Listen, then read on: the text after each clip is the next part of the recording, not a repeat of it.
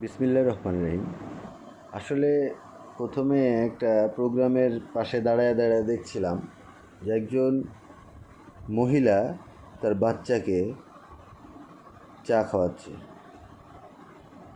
মহিলাটা হলো শারীরিক প্রতিবন্ধী এবং তার বাচ্চা, একটা ছোট্ট বাচ্চা, তাকেও চা খাওয়াচ্ছে। আসলে মায়ের ভালোবাসাটা, এটা আসলে বোঝা খুব কঠিন। দেখুন, এই মহিলাটা আসলে ভিক্ষা করে এবং সে তার দুইটা হাত, মানে প্রায় বলতে গেলে খুবই ছোট, বিকলাঙ্গ টাইপের। তারপরেও তার বাচ্চার প্রতি, নিজের বাচ্চার প্রতি যে ভালোবাসা, এই ভালোবাসা দেখে আসলে মুগ্ধ হওয়া ছাড়া আর কিচ্ছু করার নাই। আসলে মায়ের ভালোবাসা যে এত সুমধুর হয়, সেই জিনিসটা বোঝা আসলেই সন্তানের উচিত। সবাই ভালো থাকবেন, বেশি বেশি করে শেয়ার করেন।